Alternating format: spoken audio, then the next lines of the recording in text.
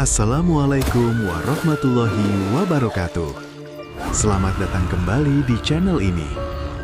Malam ini kita akan membahas sebuah kisah yang dipercaya benar-benar terjadi di sebuah desa terpencil, tentang sebuah sungai yang tak pernah sepi dari bisikan. Warga menyebutnya Sungai Angker, tempat orang-orang putus asa membuat perjanjian demi kekayaan. Konon, siapapun yang berani datang tengah malam dan memanggil penunggunya akan mendapatkan rezeki melimpah. Tapi sungai itu tidak pernah memberi dengan cuma-cuma, karena setiap janji selalu dibayar dengan nyawa. Siapkan mental kalian, matikan lampu jika berani, dan mari kita mulai kisah pesugihan Sungai Angker. Di sebuah desa sunyi di wilayah pinggiran Brebes, ada sungai yang tak pernah benar-benar tidur. Warga menyebutnya Sungai Cirewah. Airnya tidak deras, tidak pula jernih. Warnanya kehijauan, seperti menyimpan sesuatu di dasar yang tak ingin terlihat. Di siang hari, sungai itu tampak biasa saja. Anak-anak kadang memancing di pinggirannya. Ibu-ibu mencuci pakaian sambil mengobrol. Tapi semua berubah saat matahari tenggelam. Begitu maghrib tiba, kabut tipis selalu muncul perlahan dari permukaan air. Tidak peduli musim kemarau atau hujan, kabut itu tetap datang, menggantung rendah, seolah menutupi sungai dari dunia luar. Orang-orang tua di desa percaya, kabut itu bukan sekedar uap air. Itu pertanda bahwa penunggu sungai sedang bangun. Tak ada yang benar-benar tahu sejak kapan cerita itu dimulai. Konon, puluhan tahun lalu pernah ada orang kaya mendadak di desa tersebut. Rumahnya paling besar, sawahnya paling luas. Namun keluarganya satu persatu meninggal dengan cara aneh. Ada yang tenggelam, ada yang hilang tanpa jejak. Sejak saat itu, Sungai Cirewah dikenal sebagai Sungai Angker. Bima tumbuh dengan cerita-cerita itu. Sejak kecil ia sering dilarang bermain terlalu dekat ke sungai, terutama saat senja. Ibunya selalu berkata, kalau dengar ada yang manggil dari sungai, jangan pernah jawab, jangan pernah lihat ke arah air. Waktu kecil, Bima menganggap itu hanya cerita untuk menakut-nakuti anak kecil agar cepat pulang. Kini, di usia 27 tahun, ia tidak lagi menertawakan cerita itu. Bima baru saja kembali dari kota. Ia mencoba membuka usaha kecil di Tegal, tapi gagal. Modal habis, hutang menumpuk, dan sahabat yang dulu menjanjikan bantuan malah menghilang. Dalam waktu singkat, ia kehilangan segalanya. Ia pulang ke desa dengan wajah lelah dan rasa malu yang sulit disembunyikan. Rumah orang tuanya sederhana, dinding papan yang mulai lapuk, atap seng yang bocor di beberapa bagian. Ayahnya sudah lama sakit-sakitan, ibunya hanya bisa membantu dengan berjualan sayur keliling. Setiap malam, Bima mendengar ibunya menghela napas panjang di dapur. Apa aku cuma jadi beban, pikirnya. Suatu sore, saat matahari hampir tenggelam, Bima duduk sendirian di tepi Sungai Cirewah. Angin sore berhembus pelan, permukaan air terlihat datar, terlalu datar. Tidak ada riak, padahal biasanya angin sekecil apapun akan menggerakkan air. Ia melempar batu kecil ke sungai. Batu itu tenggelam tanpa suara. Anehnya, tidak ada percikan. Bima merasakan sesuatu yang sulit dijelaskan, seperti ada yang memperhatikan dari bawah air. Ia menahan napas, mencoba meyakinkan diri bahwa itu hanya perasaan. Tiba-tiba, terdengar suara lirih, pelan, hampir seperti bisikan. Kenapa kau gelisah? Bima menoleh cepat ke kanan dan kiri. Tidak ada siapa-siapa, hanya hamparan sawah dan pohon bambu yang bergoyang pelan. Mungkin cuma angin, batinnya. Ia berdiri dan hendak pulang. Namun sebelum melangkah jauh, suara itu terdengar lagi, lebih jelas. Kau butuh pertolongan.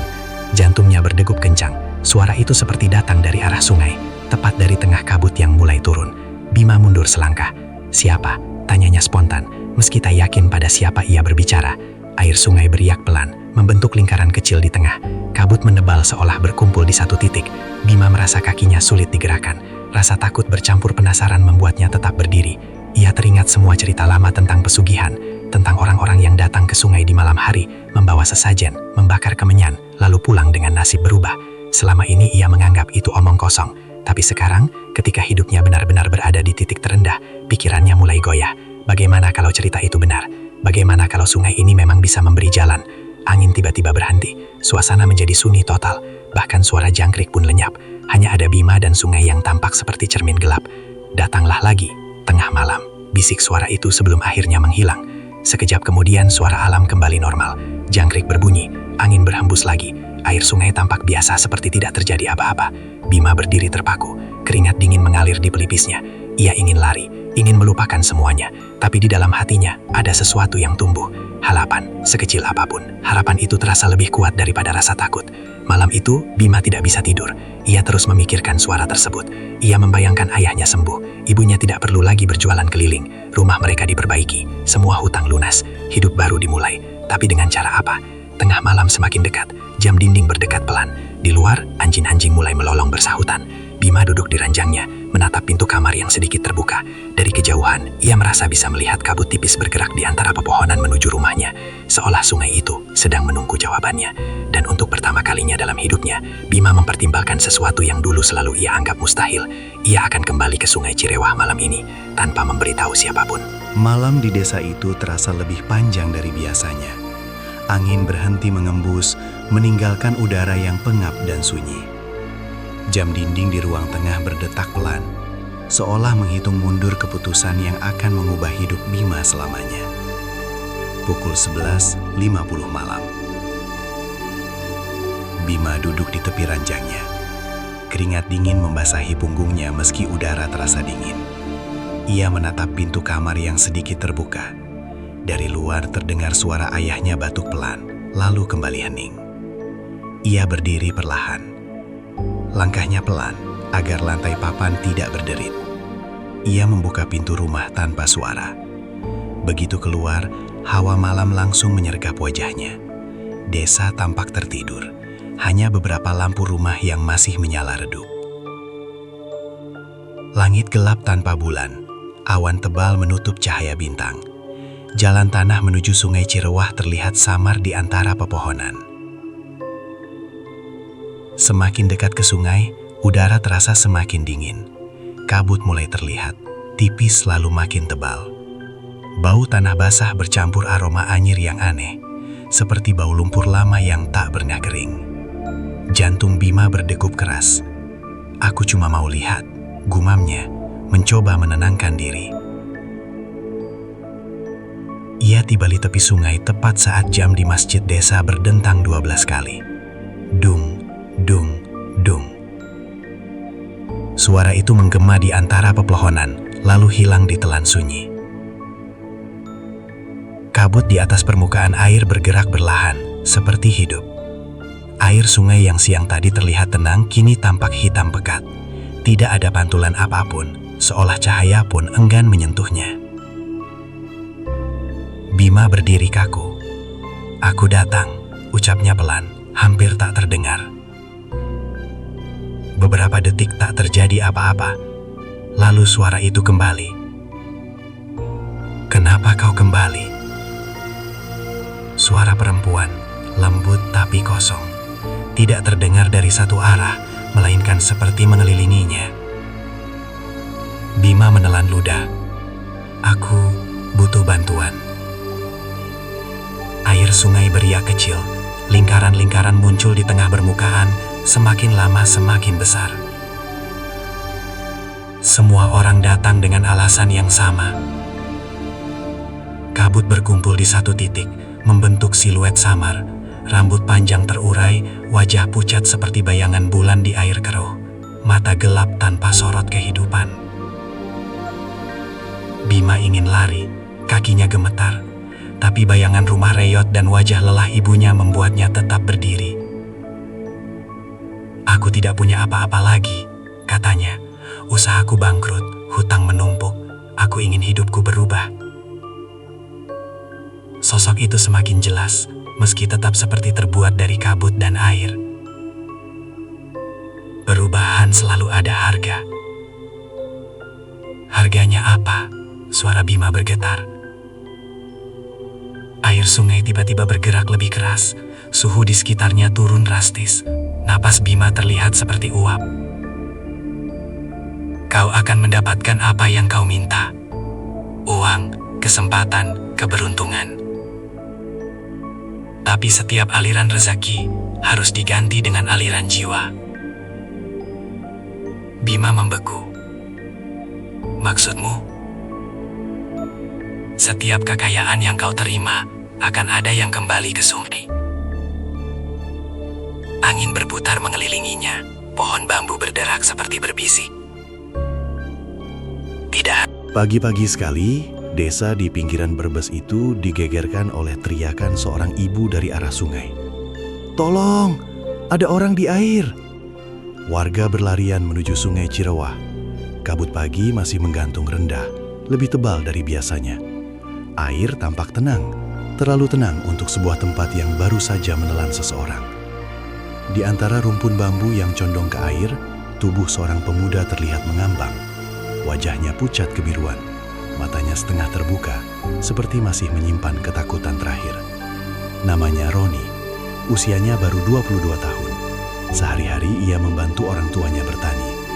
Ia dikenal ceria, jarang punya masalah.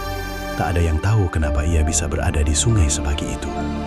"Semalam dia masih nongkrong di pos ronda," kata salah satu warga. "Tidak mungkin Roni bunuh diri," timpal yang lain. Bima berdiri di barisan belakang kerumunan. Tubuhnya terasa dingin meski matahari mulai naik. Sejak tadi malam ia merasa gelisah tanpa sebab yang jelas. Ia bermimpi buruk, mimpi melihat air hitam bergerak seperti tangan yang meraih sesuatu. Dan sekarang ada yang benar-benar diraih. Tatapan Bima tak lepas dari tubuh Roni yang perlahan diangkat ke darat. Air menetes dari rambut dan bajunya. Anehnya, tidak ada luka, tidak ada bekas benturan. Seolah ia hanya tertidur di dalam air. Tiba-tiba, kata-kata itu terngiang kembali di kepala Bima. Setiap aliran rezeki harus diganti dengan aliran jiwa. Jantungnya berdegup keras. Ia mencoba menepis pikiran itu. Ini kebetulan, sungai memang berbahaya, banyak orang terpleset. Tapi kenapa harus sekarang? Kenapa setelah keberuntungan datang begitu cepat? Siang harinya, desa dipenuhi suasana duka. Rumah Roni dipenuhi pelayat. Tangisan ibunya terdengar sampai ke ujung jalan. Semua orang masih bingung bagaimana kejadian itu bisa terjadi. "Dia tidak bisa berenang terlalu dalam," ujar ayah Roni dengan suara parau. Tapi sungai tidak sedang deras. Bima tak sanggup masuk ke rumah duka. Ia berdiri jauh, merasa sesak.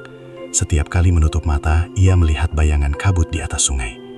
Sore itu, teleponnya kembali berdering. Rekanan barunya dari kota mengabarkan kabar baik lain. Kontrak kerjasama resmi disetujui. Dana akan cair dalam beberapa hari. Bima tertuduk di kursi.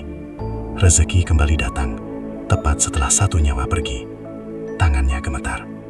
Malam turun lebih cepat dari biasanya. Desa terasa lebih sunyi. Bahkan suara televisi dari rumah-rumah terdengar pelan, seakan orang-orang takut membuat kebisingan. Sekitar pukul 11 malam, angin berhenti lagi. Bima yang sedang berbaring langsung membuka mata. Ia merasakan sesuatu yang familiar, dingin yang merayap perlahan dari ujung kaki hingga ke dada. Dari luar rumah terdengar suara gemericik air yang aneh, padahal jarak rumahnya ke sungai cukup jauh. Ia bangkit dan membuka jendela perlahan. Kabut tipis bergerak di antara pepohonan, seolah mengalir dari arah sungai Cirewah menuju desa. Lalu terdengar suara itu lagi. Baru satu. Suara perempuan yang sama, lembut, dingin. Bima menutup jendela dengan cepat, nafasnya memburu. Ia mencoba menenangkan diri. "Aku tidak pernah setuju," gumamnya. "Aku tidak bilang iya."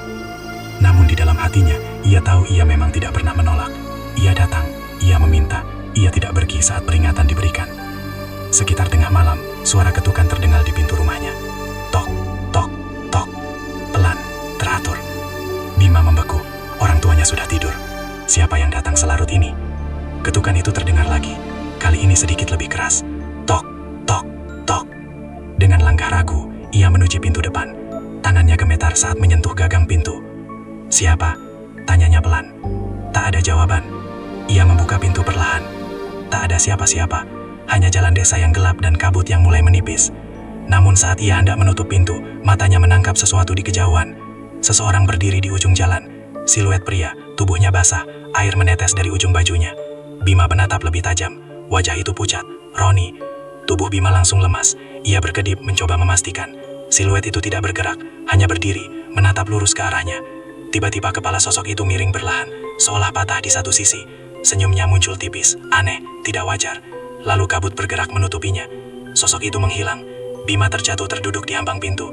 Dadanya sesak, nafasnya pendek-pendek. Ia tahu apa yang ia lihat. Dan ia tahu ini baru permulaan. Keesokan paginya, kabar lain datang. Seorang pembeli besar dari luar kota ingin menjalin kerjasama jangka panjang dengan usaha Bima. Nominalnya jauh lebih besar dari yang pernah ia bayangkan. Semua terjadi begitu cepat, satu nyawa, satu lonjakan keberuntungan. Bima duduk sendirian di kamarnya malam itu, uang mulai mengalir, peluang terbuka lebar. Tapi bayangan wajah Roni terus menghantuinya. Ia menutup telinga saat suara itu kembali terdengar di kepalanya. Baru satu, air sungai di kejauhan terdengar seperti tertawa kecil. Dan untuk pertama kalinya, Bima menyadari satu hal mengerikan.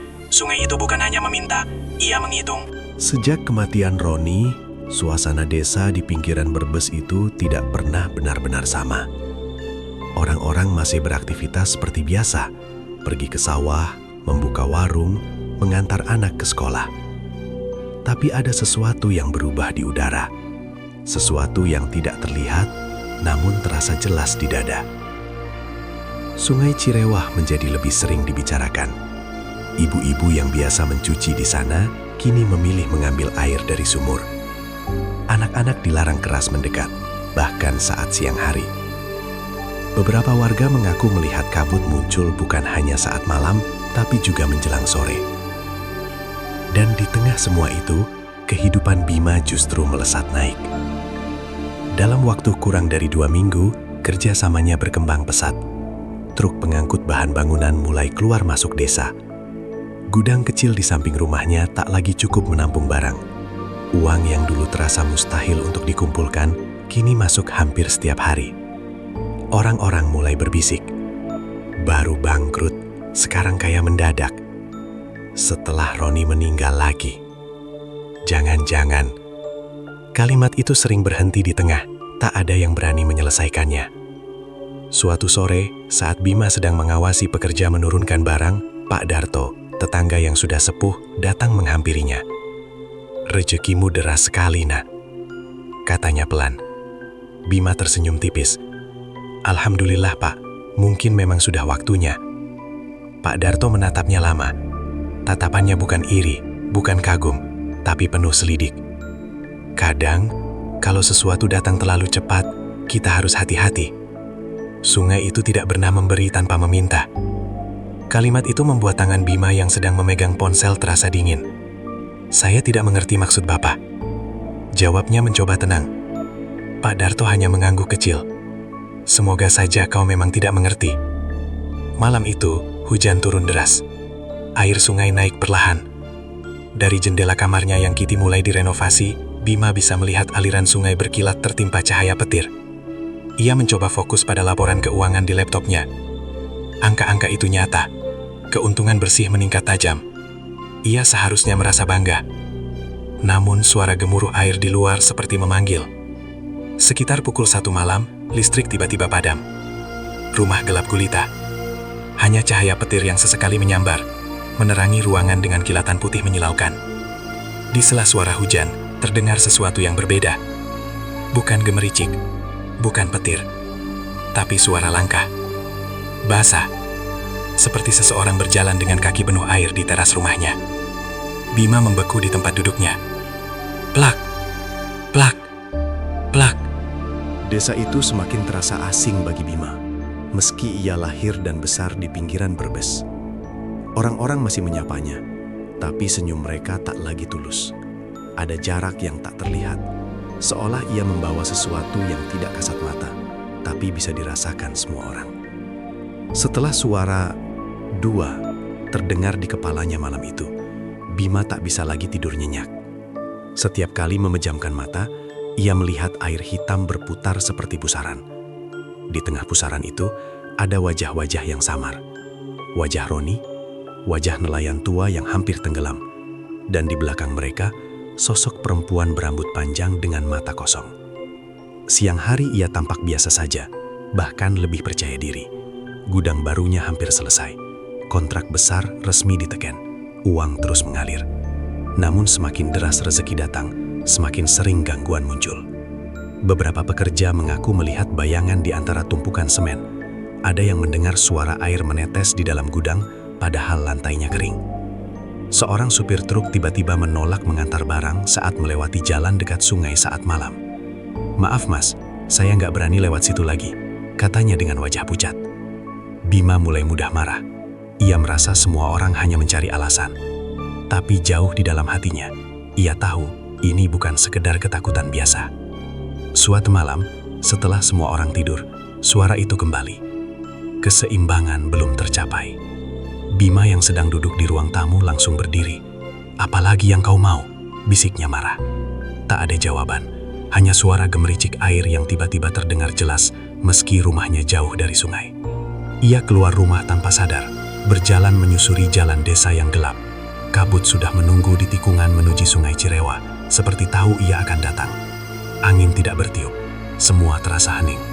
Begitu sampai di tepi sungai, air tampak lebih tinggi dari biasanya. Permukaannya bergelombang pelan, padahal tak ada hujan. Kabut bergerak membentuk lingkaran. Lalu sosok itu muncul lagi. Kali ini lebih jelas dari sebelumnya.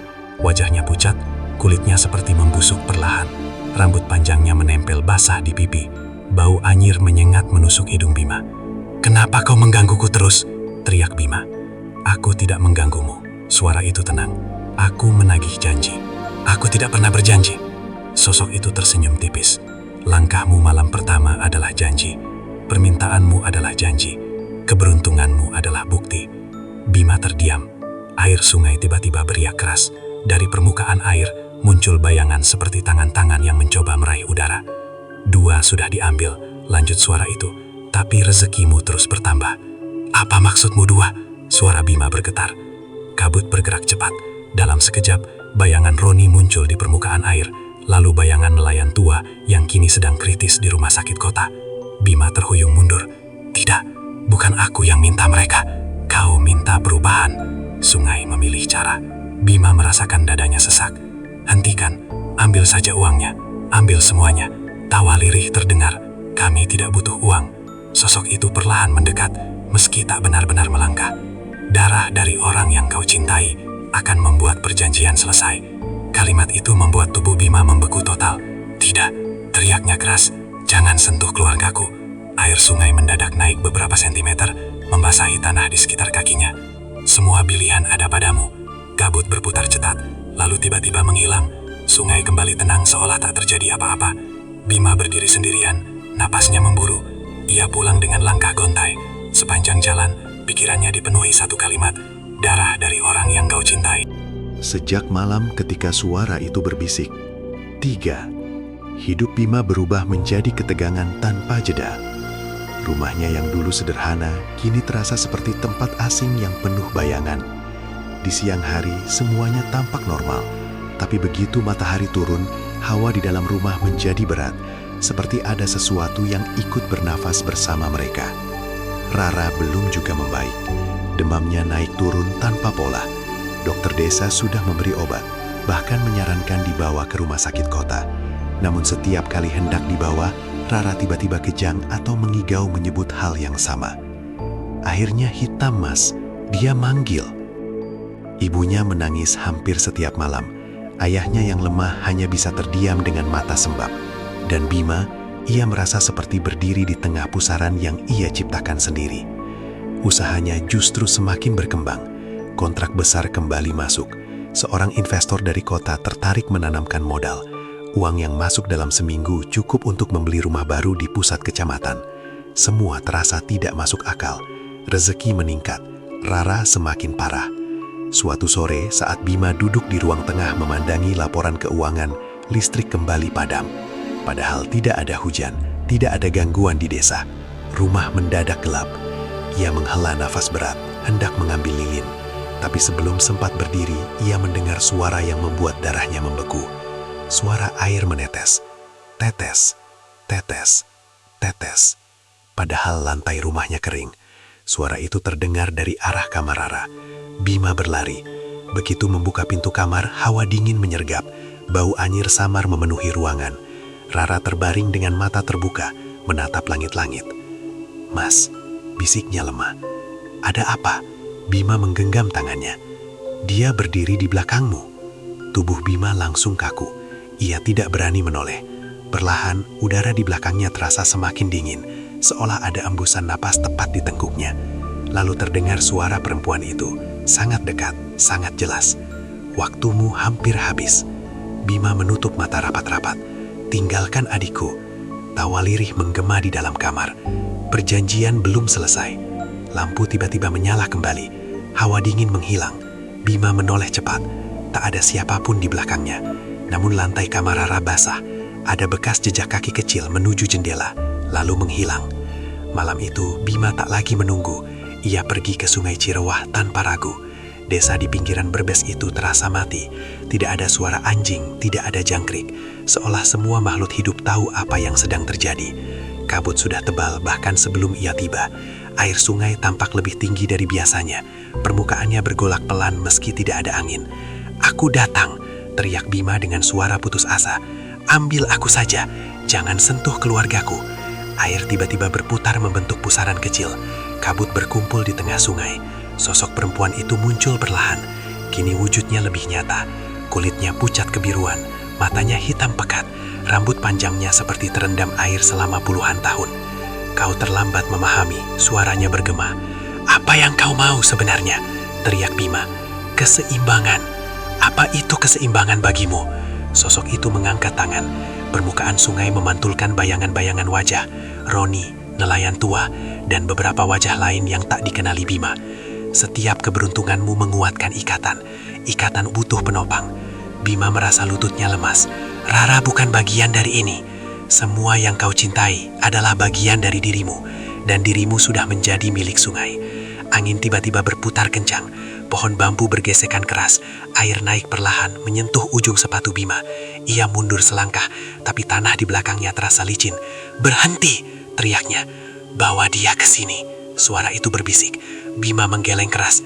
"Tidak!" Sosok itu tersenyum tipis. "Kalau bukan dia, maka kau." Kalimat itu menggantung di udara. Air sungai mendadak menyembur kecil ke arah wajah Bima. Dingin menusuk seperti es. Dalam percikan itu, ia melihat bayangan dirinya sendiri berdiri di tengah sungai. Dengan mata kosong dan tubuh basah. Pusaran berhenti tiba-tiba. Kabut pecah seperti tertiup angin besar, lalu hilang. Sungai kembali tenang. Bima berdiri sendirian dengan nafas terengah. Ia akhirnya mengerti.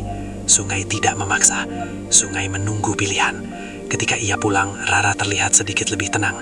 Demamnya turun, tapi wajahnya sangat pucat. Ibunya tertidur di samping ranjang karena kelelahan. Bima duduk di lantai kamar, memandangi adiknya. Air matanya jatuh tanpa suara.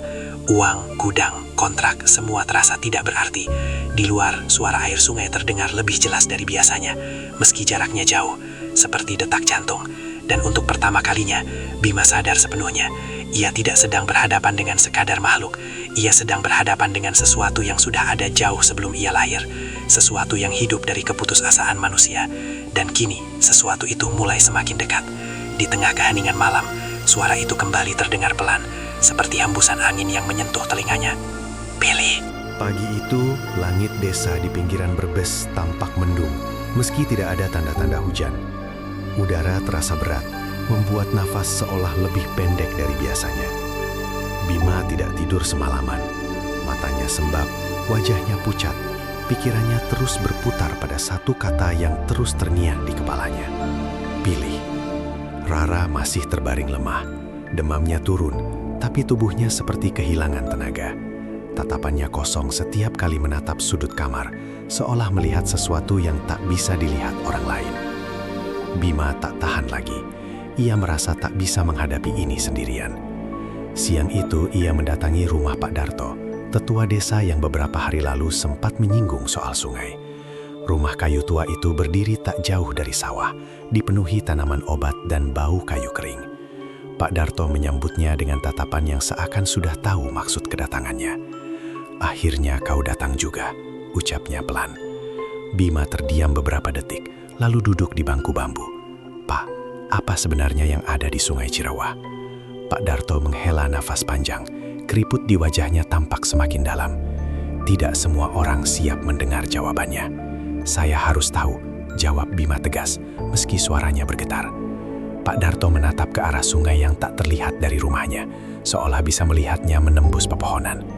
"Dulu, sebelum kau lahir, bahkan sebelum aku menikah, ada seorang juragan kaya di desa ini. Namanya Surya Wicaksana. Tanahnya luas, sawahnya banyak. Tapi ia serakah. Ia ingin lebih." Bima mendengarkan tanpa berkedip. Ia mendatangi sungai itu setiap malam, membawa sesajen, membakar kemenyan. Lalu suatu hari, hartanya melonjak drastis. Tapi tak lama setelah itu, Anaknya tenggelam, istrinya jatuh sakit dan meninggal tanpa sebab jelas.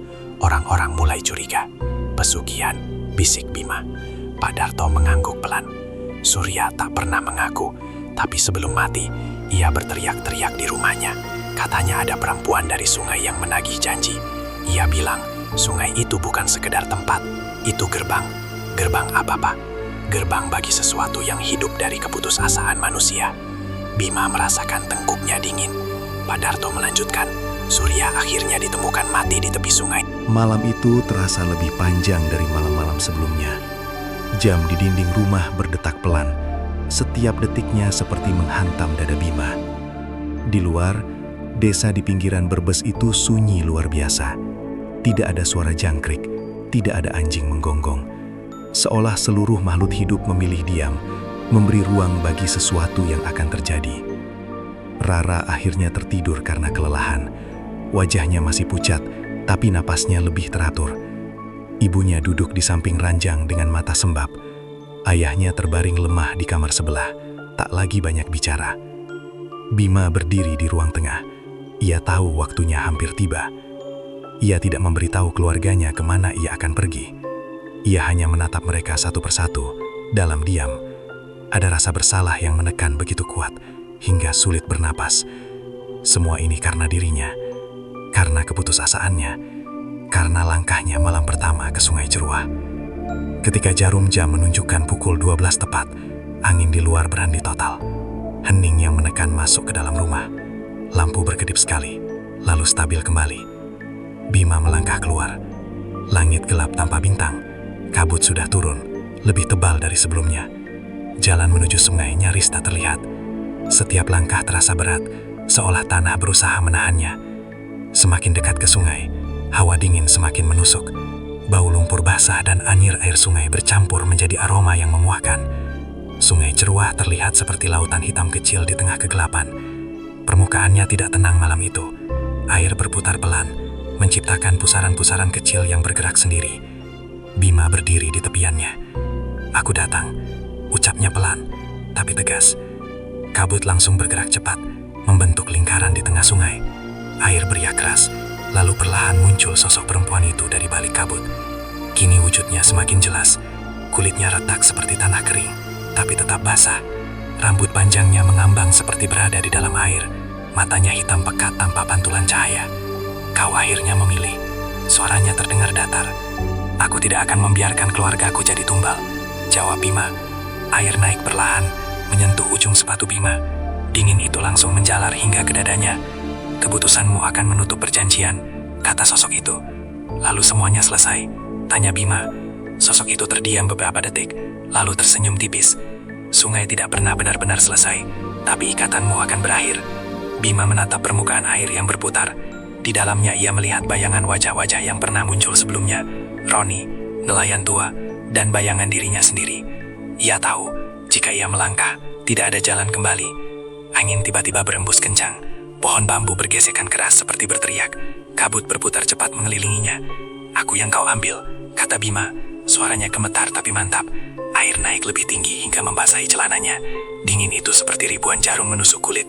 Sosok perempuan itu mengangkat tangannya perlahan. Permukaan sungai terbelah sedikit, membentuk pusaran besar di tengah. "Masuklah sebelum fajar," katanya. Bima menoleh sekilas ke arah desa yang samar di balik kabut. Ia membayangkan wajah ibunya, Rara, ayahnya. Air mata jatuh. Fajar menyingsing pelan di desa pinggiran Brebes itu. Kabut yang semalam menebal, kini perlahan memudar, digantikan cahaya matahari yang pucat. Sungai Cirewah tampak seperti biasa, tenang, mengalir pelan. Tidak ada pusaran, tidak ada kabut aneh. Namun Bima tidak kembali. Rara ditemukan terbaring di tepi sungai oleh warga yang hendak ke sawah. Tubuhnya basah, tapi tidak ada luka. Ia sadar beberapa menit kemudian, kebingungan, seolah tidak ingat bagaimana ia bisa berada di sana. "Mas Bima mana?" Itulah pertanyaan pertamanya. Tak ada yang bisa menjawab. Warga berbondong-bondong mencari, beberapa turun ke sungai, ada yang menyusuri aliran hingga beberapa kilometer, tapi tak ditemukan apapun. Tidak ada tubuh, tidak ada jejak selain bekas tanah yang terinjak di tepi sungai. Ibunya Bima menangis histeris ketika mendengar kabar itu. Ayahnya hanya terdiam, menatap kosong ke arah sungai dari kejauhan. Rara duduk diam di teras rumah, memeluk lututnya. "Aku lihat Mas masuk ke air," bisiknya pelan pada Pak Darto yang datang menenangkan. Dia dorong sesuatu di dalam air, terus semuanya terang, lalu gelap. Pak Darto menutup mata lama. Gerbangnya mungkin terguncang, gumamnya lirih. Sejak hari itu, desa terasa berbeda. Kabut malam tidak lagi muncul setebal sebelumnya. Anjing tidak lagi melolong tanpa sebab. Suara gemericik air terdengar normal, tidak menekan seperti sebelumnya. Namun ada sesuatu yang tidak benar-benar hilang. Seminggu setelah hilangnya Bima, nelayan tua yang dulu sempat kritis akhirnya meninggal dunia di rumah sakit kota. Dokter mengatakan komplikasi karena paru-paru terendam air terlalu lama. Warga kembali gelisah. Bukannya sudah selesai. Katanya Bima sudah jadi tumbal. Bisik-bisik kembali terdengar di warung kopi. Rara semakin sering melamun. Kadang ia duduk menatap sungai berjam-jam tanpa bicara. Ibunya melarang keras ia mendekat ke sana, tapi ada sesuatu dalam diri Rara yang seperti tertarik. Suatu sore menjelang maghrib, Rara berdiri di tepi sungai Cirewa sendirian. Air terlihat tenang, memantulkan warna jingga matahari yang hampir tenggelam. Ia memejamkan mata. "Mas," bisiknya pelan. Angin tiba-tiba berhenti. Air sungai beriak kecil, membentuk lingkaran. Rara membuka mata. Di tengah pantulan air, ia melihat bayangan samar. Seorang pria berdiri di dalam sungai, setengah tubuhnya terendam. Wajahnya pucat, tapi bukan wajah kosong seperti yang dulu sering muncul. Itu Bima. Rara mundur selangkah, napasnya tercekat. "Mas?" Bayangan itu tidak bicara, tapi matanya menatap lembut, berbeda dari sosok-sosok lain yang pernah muncul. Lalu di belakang bayangan Bima, samar terlihat sosok perempuan berambut panjang. Wujudnya tak lagi sejelas dulu. Tubuhnya seperti retak-retak, memudar, seolah kehilangan kekuatan. Air sungai tiba-tiba beriak lebih keras. Bayangan Bima menggeleng pelan. Rara mengerti tanpa kata-kata. "Jangan dekati. Jangan panggil lagi." Tiba-tiba permukaan air pecah oleh riak kuat. Bayangan itu hilang. Sungai kembali tenang. Rara terjatuh terduduk di tanah. Malam itu, untuk pertama kalinya sejak kejadian, desa benar-benar hening. Tidak ada suara aneh. Tidak ada bisikan. Namun di rumah Bima, sebuah kejanggalan terjadi. Uang hasil usaha Bima yang tersimpan di lemari tiba-tiba hilang sebagian. Bukan dicuri, tapi seperti menguap. Catatan keuangan menunjukkan angka-angka berubah. Kontrak kerjasama dibatalkan sepihak oleh investor tanpa alasan jelas. Dalam waktu 1 minggu, usaha yang melesat tinggi itu mulai runtuh. Seolah rezeki yang datang bukan milik mereka untuk disimpan. Pak Darto mengangguk pelan ketika mendengar kabar itu. "Keseimbangan dikembalikan," katanya. "Tapi kenapa masih ada yang meninggal?" tanya salah satu warga. Pak Darto menatap sungai Cirewah lama. Karena tidak semua ikatan putus sekaligus. Malam berikutnya, tepat tengah malam, Rara kembali terbangun oleh suara gemericik air. Tapi kali ini tidak ada hawa dingin, tidak ada bau anyir. Ia bangkit dan membuka jendela perlahan. Kabut tipis terlihat di atas sungai, tapi tidak pekat. Di kejauhan, di tengah aliran air, tampak siluet seseorang berdiri diam. Bukan sosok perempuan, tapi pria. Rara tidak merasa takut. Ia hanya merasa sedih. Siluet itu berdiri beberapa detik, lalu perlahan larut bersama aliran sungai. Sejak malam itu, sungai Cirewah tak lagi menuntut seperti sebelumnya. Tak ada lagi korban misterius. Tak ada lagi suara menghitung. Namun warga desa tahu satu hal. Sungai itu tidak pernah benar-benar kosong. Ia hanya menunggu orang berikutnya yang datang dengan putus asa. Dan di dasar alirannya, mungkin masih ada sesuatu yang retak, terguncang oleh keberanian seorang pemuda yang memilih menghancurkan perjanjian. Bukan sekedar mengerahkan diri. Bima mungkin telah hilang. Tapi bayangannya tetap menjadi pengingat bahwa pesugihan selalu punya harga. Dan harga itu tidak pernah murah. Hujan turun deras malam itu. Langit seperti ikut berduka atas semua yang telah terjadi. Sejak malam ritual terakhir itu, keadaan benar-benar di luar kendali. Satu persatu orang yang terlibat dalam pesugihan mulai menerima balasannya. Pak Dharma tidak lagi terlihat seperti pengusaha sukses yang dulu disegani. Wajahnya pucat, matanya cekung, rambutnya memutih dalam hitungan minggu. Setiap malam ia mendengar suara tangisan di halaman belakang rumahnya. Tangisan yang sama. Tangisan orang-orang yang dulu ia tumbalkan demi kekayaan. Awalnya ia mengira itu hanya halusinasi. Tapi malam itu, suara itu terdengar semakin jelas. "Pak, janji Bapak belum lunas." Suara perempuan itu menggema dari ruang tamu. Pak Dharma gemetar. Ia duduk di sudut ruangan, memeluk lututnya seperti anak kecil yang ketakutan. Lampu-lampu di rumahnya berkedip tak wajar. Angin dingin berhembus padahal semua jendela tertutup rapat. Tiba-tiba, pintu utama terbuka sendiri. Di ambang pintu berdiri sosok perempuan berambut panjang menutupi wajahnya. Gaunnya basah, seolah baru keluar dari kuburan yang diguyur hujan. Tubuhnya pucat, kulitnya kebiruan. "Bapak, janji Bapak satu nyawa lagi." Pak Dharma menjerit. Ia merangkak mundur hingga punggungnya membentur dinding. Air matanya bercampur keringat. "Aku sudah beri banyak, sudah cukup. Pergi dari rumahku," teriaknya putus asa. Sosok itu mengangkat wajahnya perlahan. Wajahnya bukan lagi wajah perempuan biasa. Matanya hitam pekat tanpa bola mata. Mulutnya robek hingga ke pipi. Bau tanah basah dan anyir darah memenuhi ruangan. Perjanjian tidak pernah cukup. Sekejap ruangan menjadi gelap total. Di waktu yang sama, warga sekitar mendengar teriakan panjang dari rumah Pak Dharma. Teriakan yang tidak seperti suara manusia biasa. Teriakan yang membuat bulu kuduk siapapun yang mendengarnya berdiri. Keesokan paginya, rumah itu ditemukan dalam keadaan berantakan. Dinding-dinding penuh bekas goresan panjang seperti cakaran. Semua cermin retak, lampu-lampu pecah. Dan Pak Dharma ditemukan di tengah ruang tamu. Tubuhnya kaku, matanya terbuka lebar, seperti melihat sesuatu yang sangat mengerikan sebelum ia menghembuskan nafas terakhirnya. Di dada kemejanya ada bekas seperti tangan kecil berwarna hitam. Berita kematian itu cepat menyebar.